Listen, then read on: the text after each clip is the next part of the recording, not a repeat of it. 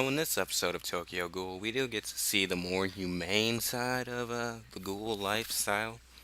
Well, in particular, Inteku's the little Inteku group, because they actually don't go and kill off live humans. They go and get suicide victims. So I guess the suicide victims helped people.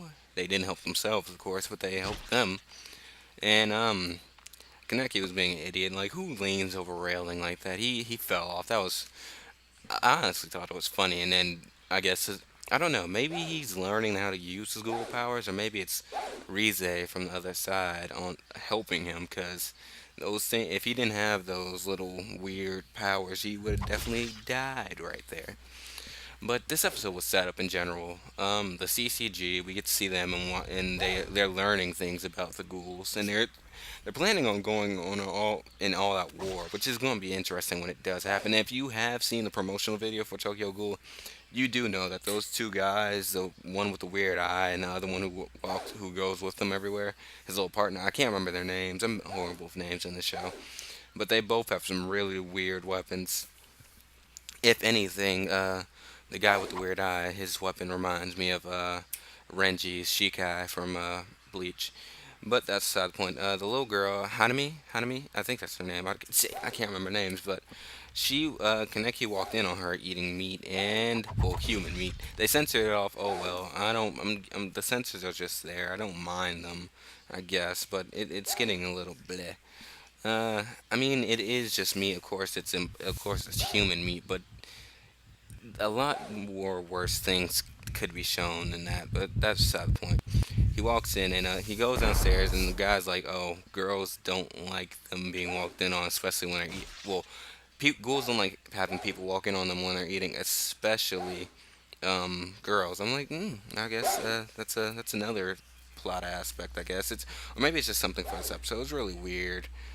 It's different. It's just something to add into a plot. It's not that bad. It's really interesting about all these things that ghouls can do and don't like, because they're really different from humans, other than the aspect of them being ghoul. But the things that come with being a ghoul makes them a lot more different than humans. And again, in this episode, we see Kaneki struggling with trying to be human, like when the manager gives him the sugar cubes and he's like, "What's in them?" He's like, "You probably don't want to know."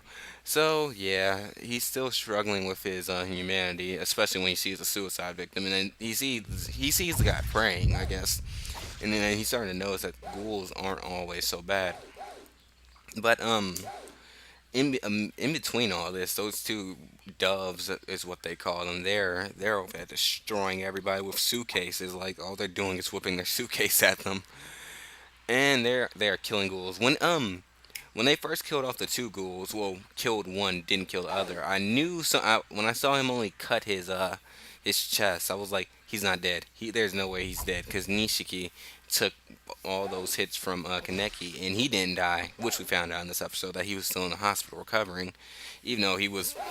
I thought he was dead. He got stabbed a bunch, but he only got cut in the chest, and he was just like, "Ah, this hurts, this hurts, this hurts." And he was talking to another ghoul about how the 20th ward isn't safe anymore. And the guys come up and like, "Oh yeah, I wonder what this one will lead us." Well, he kills off the one ghoul that stayed alive from the last attack, and he's like, "I wonder what this one will lead us to."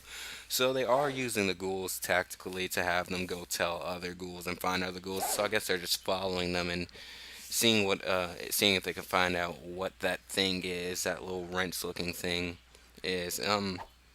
Last little thing that happened was well, after the whole little Hinami and Kaneki thing, where they started bonding, and she started calling him her big brother, which was adorable. I guess it's not the whole little brother sister complex weird thing that sometimes happens in anime. It's a legitimate older brother bond, which is nice. It's nice to see.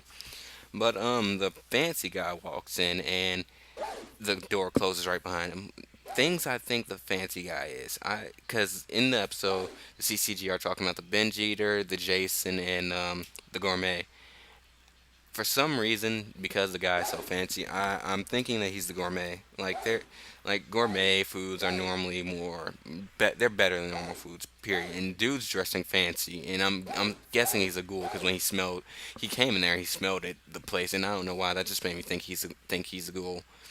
But I'm pretty sure if he is a ghoul, I'm pretty sure he's the gourmet ghoul. I only read the first 5 chapters of the manga, so I don't know. I didn't see this. But I'm just going to assume that he's a gourmet ghoul. And we still don't know who the Jason is. I'm really curious about that. But we do know the Vegeta is Rize. And she is assumed to be dead. But that's still not clarified yet. But yeah. Oh, and a little short at the end where the Hinami found the bird and was trying to get Toka to like see if they could help it.